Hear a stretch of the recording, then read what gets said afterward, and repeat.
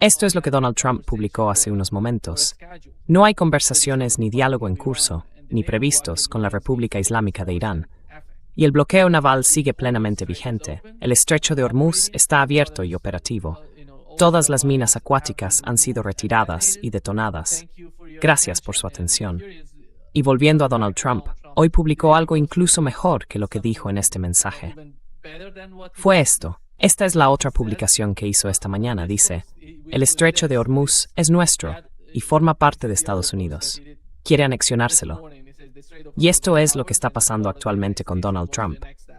Ayer supimos que dijo que iba a bombardear Omán. Omán, el país. Eso significa que no está contento con lo que sea que esté ocurriendo entre Irán y Omán. ¿Qué opinas de lo que está pasando, Carl? Has mencionado a Pete Hegseth hablando hoy. Put the first slide back up, if you would, please. Vuelva a poner la primera diapositiva, por favor. Ajá. El bloqueo naval sigue plenamente vigente. Yo diría que sustituyan eso porque el control de Irán sobre el estrecho de Hormuz, junto con Omán, sigue plenamente vigente. El estrecho de Hormuz está abierto y operativo, siempre que se ajuste al régimen de Irán y Omán. Todas las minas acuáticas han sido retiradas o detonadas. No puedo decirles nada sobre eso. Gracias por su atención y demás. Esto es exactamente lo que Pete Hegseth estaba haciendo hace apenas unos momentos. En su calidad de secretario de Guerra y Defensa, detallar cómo los misiles balísticos de Irán habían desaparecido por completo, cómo la capacidad de Irán para fabricar nuevos misiles era inexistente, cómo Irán se había quedado, en otras palabras, sin todas las municiones esenciales, cómo la moral se estaba desplomando en las fuerzas del CGRI y en todo Irán. In the IRGC forces and throughout Iran. He went on listing all of this. And when he finished, siguió enumerando todo eso. Y cuando terminó, yo había anotado un esquema de lo que dijo. Volví a mirarlo y dije, está describiendo explícita y correctamente la posición de los Estados Unidos de América, no la de Irán. Entonces, ¿qué está intentando hacer? Esto no puede ser una coincidencia. No es tan estúpido. Está exponiendo ante el mundo la situación de Estados Unidos. Y déjenme decirles que la mayoría de la gente en el mundo, al menos 2/3, sabe en lo fundamental, aunque no detalle por detalle, que Irán está ganando este conflicto.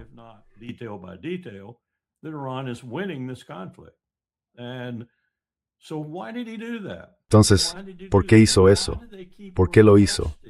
¿Y por qué siguen protestando con tanta vehemencia, insistiendo en que todo funciona conforme a las reglas? De hecho, al parecer vamos a convertirlo en el estado número 51. Dicen que todo funciona conforme a las reglas, por lo que ha hecho Estados Unidos, cuando la realidad es diametralmente opuesta. Así que esta es una campaña psicológica de primer orden que no va a engañar a ningún ciudadano del mundo, y mucho menos a un ciudadano de la región que sabe cómo les están afectando los ataques iraníes si están en un lado de la calle.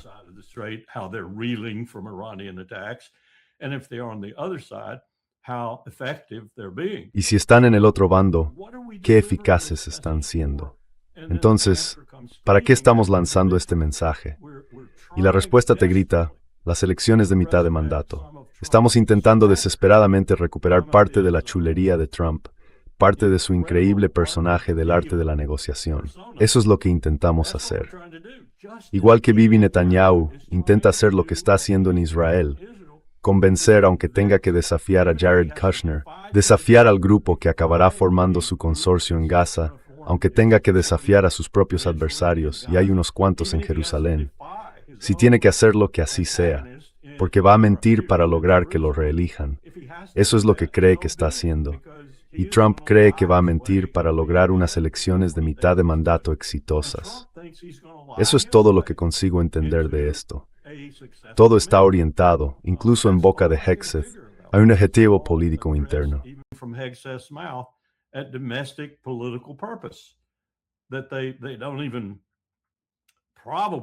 Probablemente ni siquiera entienden la profundidad de su derrota en el Golfo Pérsico, ni lo que están haciendo, porque Kane y otros, los jefes de las distintas fuerzas, probablemente algunos de los comandantes combatientes, tienen que tener alguna idea de hasta qué punto están mal, especialmente en lo militar.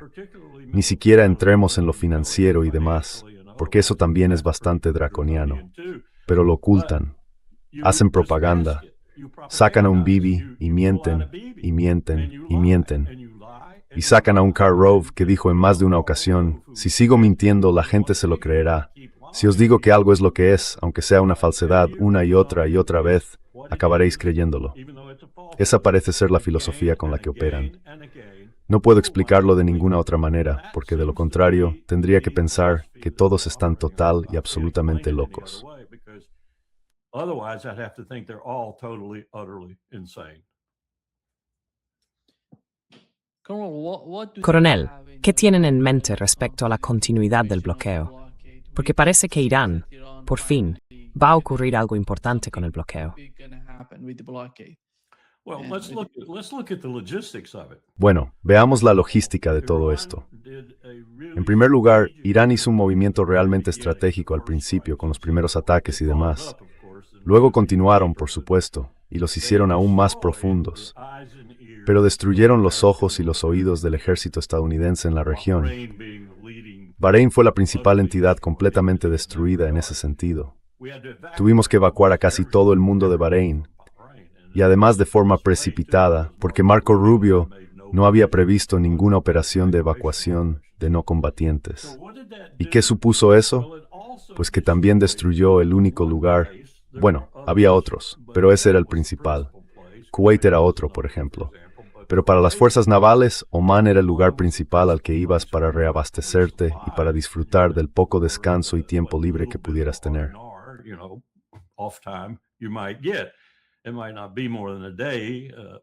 Puede que ni siquiera sea más que una escala de un día o lo que sea. Ahora tienen que recorrer 3.540 kilómetros hasta Diego García. Es una distancia enorme para tener que ir y venir. Eso explica por qué el Lincoln, por ejemplo, tiene todos estos problemas de moral. Y el viaje de Bradley Cooper y, ya sabe, eso de pasearse arriba y abajo por la cubierta de vuelo y demás, no cambia nada de esto. Y sus palabras tampoco lo cambian.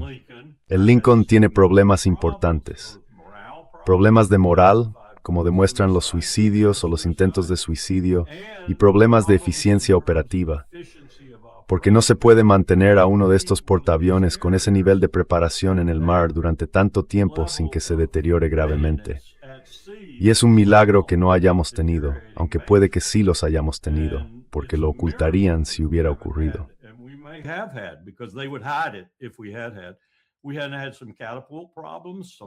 No hemos tenido problemas con las catapultas, aviones que se caigan del portaaviones, ni bajas a bordo. Esto es lo que ocurrió frente a Vietnam en mi guerra. Cuando manteníamos los portaaviones desplegados durante mucho tiempo, realizando operaciones de vuelo contra Vietnam del Norte y demás, tuvimos algunos accidentes catastróficos. Uno de ellos, especialmente catastrófico. Estoy esperando a que eso ocurra.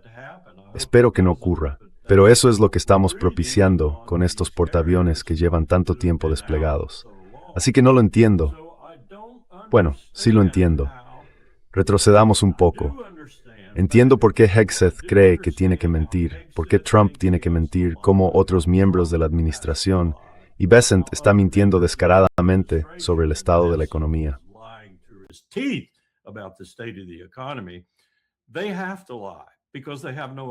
Tienen que mentir porque no tienen otra alternativa. No entiendo por qué los militares siguen mintiendo. Bradley Cooper, vale, eso te lo concedo. Es un saco mentiroso de, ya sabes, proverbial mierda de caballo. Pero otros como Kane y los jefes de los distintos ejércitos y demás, no entiendo por qué siguen secundando esto. Y cada vez oigo más cosas sobre el posible uso de armas nucleares, porque Trump se está desesperando. Armas nucleares contra Irán. Y cuando oigo eso de gente como Colby y otros, que incluso están escribiendo sobre ello, entonces entiendo hasta qué punto se están desesperando. ¿Y qué va a hacer el ejército cuando el comandante en jefe se dirija a ellos y diga, preparen un ataque nuclear contra Irán?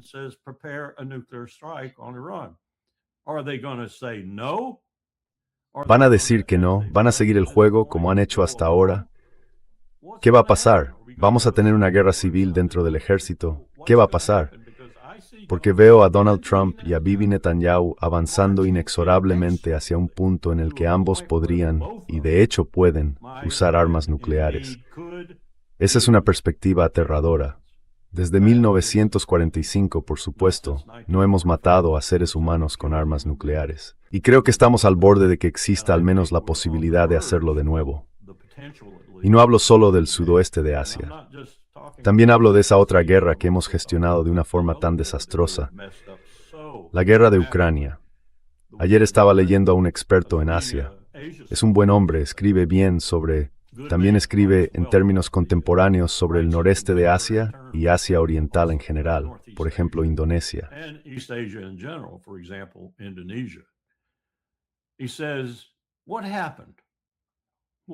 Él dice, ¿qué ha pasado? ¿Qué ha pasado?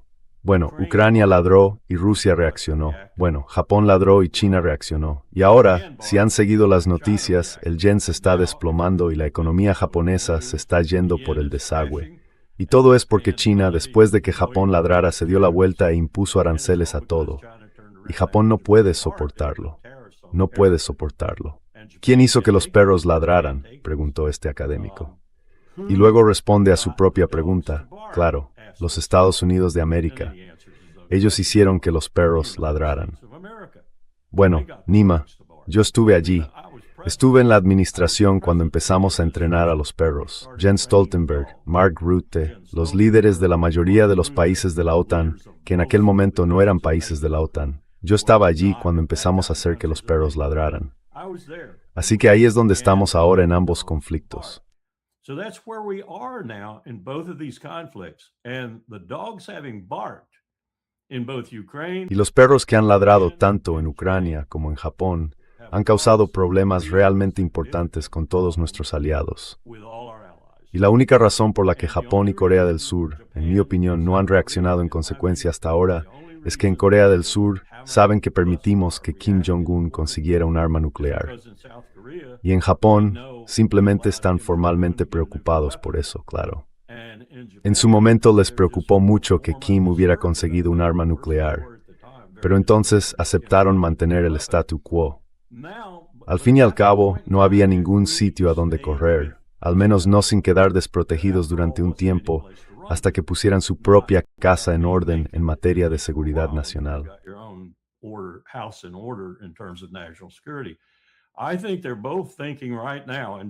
Creo que ambos lo están pensando ahora mismo, y los comentarios de Donald Trump sobre que quizá simplemente reduzcamos la presencia en la península de Corea no ayudaron en absoluto. Creo que esos dos aliados firmes desde hace mucho tiempo, están contemplando abandonar el barco. Y no me sorprendería nada que lo hicieran, porque no creo que les vayan a dejar muchas opciones si Donald Trump sigue con su actual línea de actuación, tanto en Ucrania como en el sudoeste asiático. Estamos destruyendo a nuestros aliados, estamos destruyendo todo lo que tiene que ver con ellos. Y tenemos a alguien como Elbridge Colby, creo que se llama, que escribió el otro día un artículo que en esencia dice, bueno, la insinuación es clara, que deberían utilizarse armas nucleares.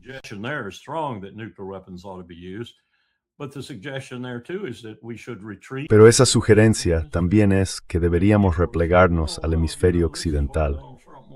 Y la gente decía, bueno, ya sabes, esto es lo que Donald Trump quería hacer y demás. No nos estamos replegando, Nima, porque Donald Trump quiere hacerlo. No nos estamos replegando porque lo haya tenido tan fácil en Venezuela. No nos estamos replegando porque quiera que Cuba sea el estado número 51. No nos estamos replegando porque Groenlandia vaya a ser el estado número 52. No nos estamos replegando por ninguna de esas razones. Nos estamos replegando porque nos están dando una paliza. Nos está dando una paliza el increíble poder y avance de la iniciativa de la Franja y la Ruta y del país que está detrás de ella, China.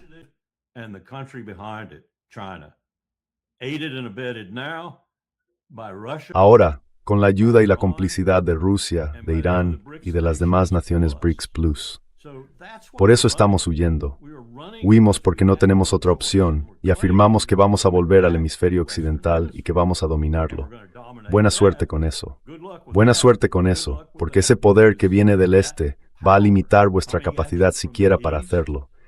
Estamos tan trágicamente equivocados ahora mismo, Nima, que no veo cómo vamos a salir de esto, ni dentro del país, ni a nivel internacional, sin desmembrarnos o desmoronarnos de alguna otra manera, o sin que se desarrollen en este país condiciones dramáticas que están a la vuelta de la esquina.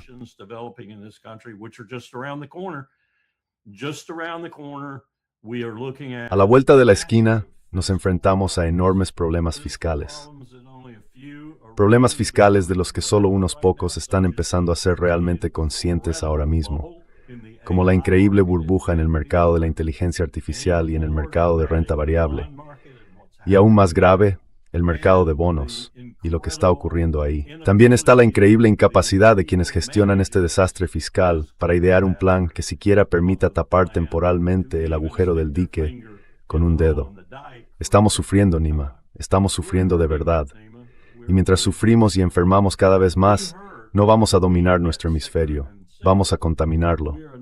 Lo único que puedo decirle a Brasil es, resistid como podáis.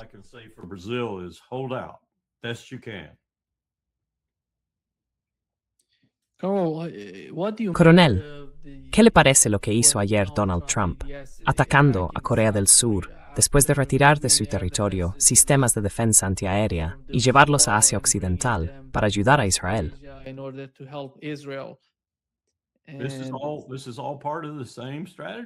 Y todo esto, Nima, forma parte de la misma estrategia.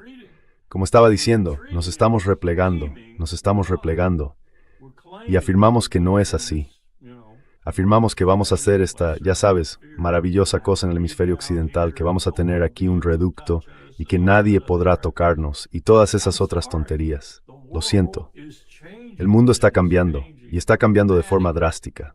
Está cambiando más rápido de lo que jamás pensé que cambiaría. Sabía que estaba cambiando, sabía que quizá durante mi vida vería los comienzos de ese cambio, pero ya está sobre nosotros, y ha llegado con toda su fuerza.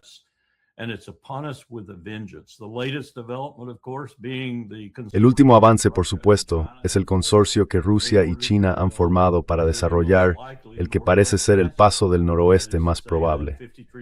Es decir, van a desarrollarlo juntos en el 53% del Ártico, que colinda con territorio ruso.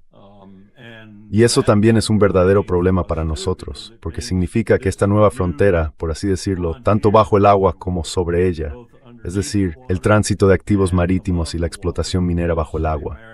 Se prevé que en el Ártico haya todo tipo de cosas, metales de tierras raras, lo que se quiera, todas esas clases de recursos, además de los habituales, como el petróleo y el gas. Y Rusia va a tener el 53% de todo eso. Y China va a formar parte del consorcio con ellos.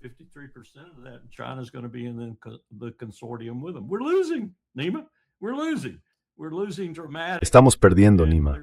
Estamos perdiendo de forma estrepitosa.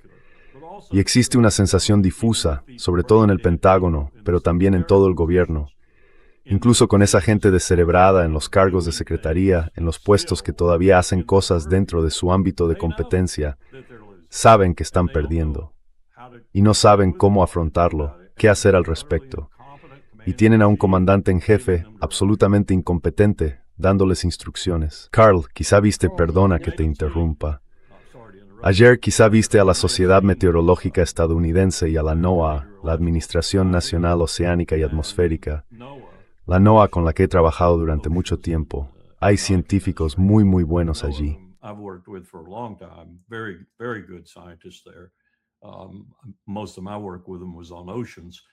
La mayor parte de mi trabajo con ellos fue sobre los océanos. Ambos publicaron un informe peor que el último informe climático que recibimos de la ONU.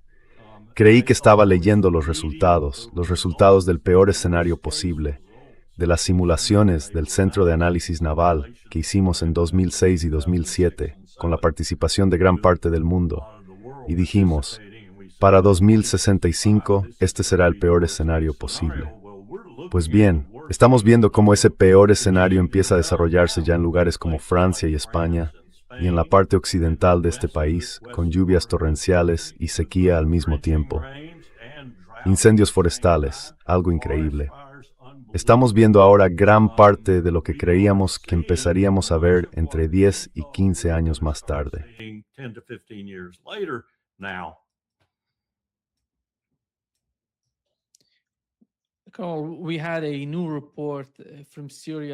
Coronel, hemos recibido un nuevo informe desde Siria.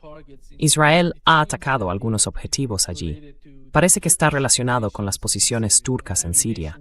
Han alcanzado munición porque en las imágenes se ven explosiones secundarias. Eso significa que han golpeado parte de la logística allí, en Siria. Y el otro asunto es el reciente pacto de defensa entre Arabia Saudí, Pakistán y Turquía. Hemos visto dos interpretaciones distintas. Una de ellas fue la de Antony Blinken, que señalaba un artículo de Fareed Zakaria. Venía a decir que básicamente estamos perdiendo y que esta gente está encontrando su camino en Asia Occidental. Estaba advirtiendo a la administración Trump. Por otro lado, ayer vimos al propio Donald Trump salir y decir: estoy totalmente de acuerdo con el nuevo. Felicito a estos países por este nuevo acuerdo que están alcanzando.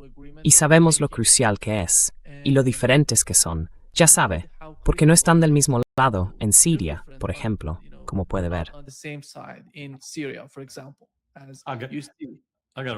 Tengo que salir un segundo, ¿vale?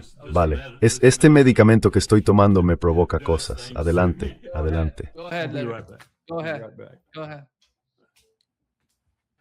Adelante, adelante. Sí, vamos a hablar de esto. Porque hace apenas unos momentos hemos sabido que Israel está atacando objetivos en Siria. Es un asunto serio, porque vemos a dos partes, Turquía e Israel, enfrentándose entre sí en Siria. Sabemos lo grave que es eso. Y el papel de Estados Unidos bajo la administración Trump. Donald Trump intenta mantener la mejor relación posible con Turquía, y sabe cómo se siente el pueblo turco o el gobierno turco respecto a Israel.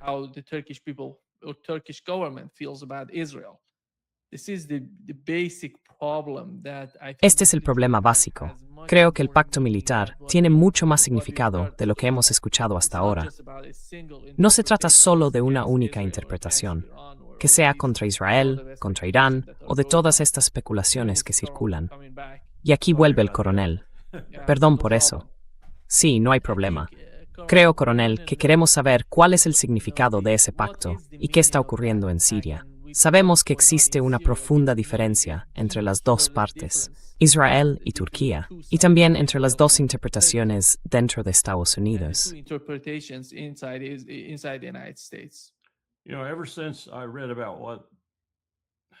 Desde que leí sobre lo que Jolani, Putin y al parecer el ejército ruso habían acordado respecto a las instalaciones rusas en la costa, tanto el aeródromo como el puerto, me tiene desconcertado lo que está ocurriendo allí. No puedo fingir que sé lo que está pasando. Podría hacer algunas conjeturas, y creo que entre ellas tendría que incluir a Erdogan, aunque me parece extremadamente voluble y casi siempre un personaje taimado. Al mismo tiempo, por ejemplo, está ganando dinero gracias a Bibi Netanyahu. Lo condena, probablemente más flagrante.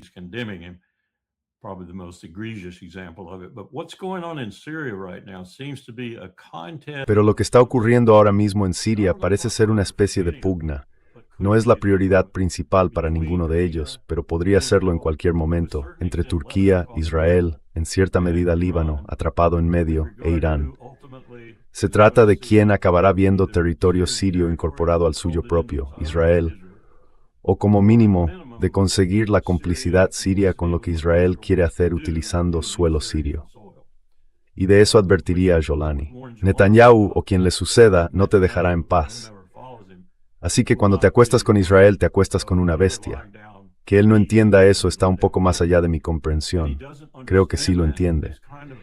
Así que tengo que suponer como conjetura fundada que lo hace para ganar tiempo. Y también tiene que preocuparse por Erdogan, porque Erdogan no ha resuelto sus asuntos, por así decirlo, con los kurdos, salvo quizá en Kurdistán.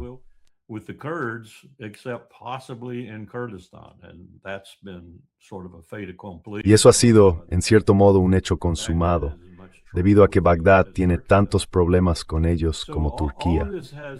Así que todo esto implica, hasta cierto punto, a los kurdos de los tres países. Todos los líderes los observan de reojo, atentos a cuáles podrían ser, en última instancia, sus aspiraciones. Probablemente también Irán, aunque parece que lo ha manejado bastante bien. Pero ir más allá de eso y predecir qué va a pasar con las relaciones entre Siria y Rusia, qué va a pasar con las relaciones entre Irán y Siria, qué va a pasar con las relaciones entre Líbano y Siria. A Netanyahu le encantaría que Jolani se uniera a él para consolidar el control de Netanyahu sobre Líbano. Pero Jolani tiene que entenderlo. Quiero decir, ya sabe, el tipo podrá ser un líder de Al-Qaeda, pero parece que tiene cerebro.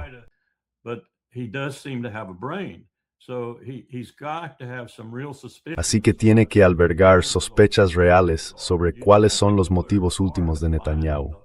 Y no hay que buscar mucho para encontrarlos. Son territorio. Territorio, territorio, territorio. Quitadme de en medio. Quiero mataros si os interponéis en mi camino. Lo que me devuelve a Gaza, donde otra vez estamos matando gente masivamente de nuevo. Quiero decir, no tan masivamente como lo hacíamos inmediatamente después del 7 de octubre, pero están matando gente otra vez. Y tengo entendido que Kushner estaba sentado justo ahí y le dijo algo en ese sentido a Netanyahu.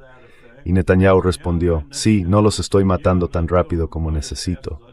Y supongo que se refería a Jerusalén Este, a la zona al norte de allí y a Cisjordania en general. Y nadie dice nada.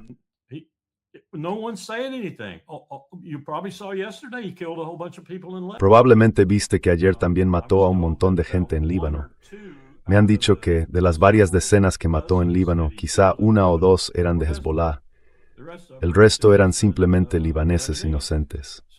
Así que al parecer volvemos a ir por ahí, y están en movimiento incluso ahora mismo mientras hablo contigo. Entonces, ¿qué le pasa a Netanyahu?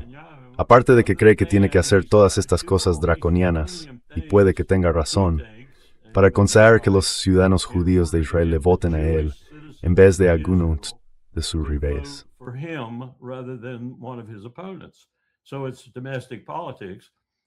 Así que es política interna, y debe de estar, como ya he dicho antes, llamando a Trump por la noche quizá, y diciéndole, tengo que hacer esto, no le prestes atención.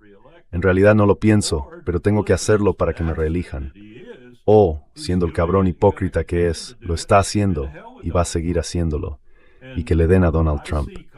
Y lo que veo que se deriva de esto, igual que lo que veo venir de Trump respecto a Irán, igual que lo que veo venir de Rusia respecto a Ucrania y posiblemente de otros lugares también, es que se está contemplando el uso de armas nucleares.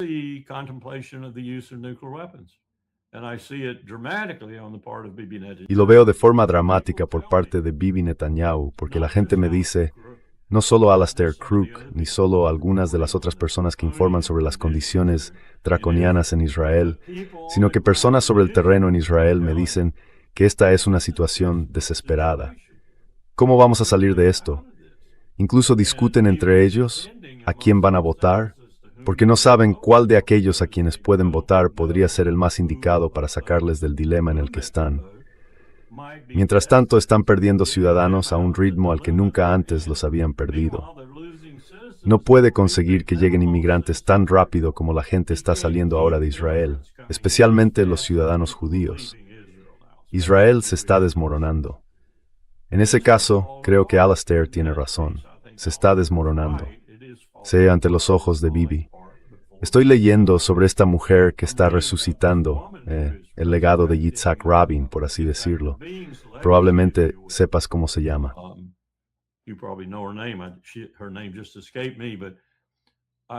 Se me ha ido el nombre. Pero leí en sus anuncios un artículo largo sobre cómo iba por ahí hablando con todo el mundo. Y me pregunto, mientras todo esto está ocurriendo, ¿cómo lo está haciendo? Porque ahora es bastante difícil moverse por allí en la superficie. Y luego descubro que se escribió hace mucho sobre lo que ella estaba haciendo. Así que no sé hacia dónde va Israel, salvo hacia abajo, y más abajo, y más abajo. Y Netanyahu va a liderar ese movimiento descendente. ¿Qué pasa cuando llega al final de sus posibilidades política, personal a Israel? No lo sé. Pero creo que el lugar más probable para el posible uso de un arma nuclear es Bibi Netanyahu, porque su sueño se está desvaneciendo. Se está desvaneciendo. whether we consider Syria and Jordan and Iraq as part Que consideremos Siria, Jordania e Irak como parte de ese sueño es realmente irrelevante ahora mismo, salvo a largo plazo. Si logra ese objetivo, quiere deshacerse de Irán. Sigue queriendo deshacerse de Irán, y si tiene que arrastrar a Estados Unidos a ese intento, a patadas y gritos, lo hará. Pero no encuentro, Nima, no encuentro la capacidad militar que le queda a Estados Unidos o a Israel, israelí o estadounidense para hacerlo, a menos que se usen armas nucleares. Así que ahí es donde he llegado con todo esto, ya sabes, dando vueltas por la región, intentando averiguar qué piensa cada uno de los líderes o qué va a hacer. Lo que veo es que el líder más importante, y lo más importante que podría hacer, entendiendo la situación existencial de Israel, es usar un arma nuclear. Israel's existential situation using nuclear weapons.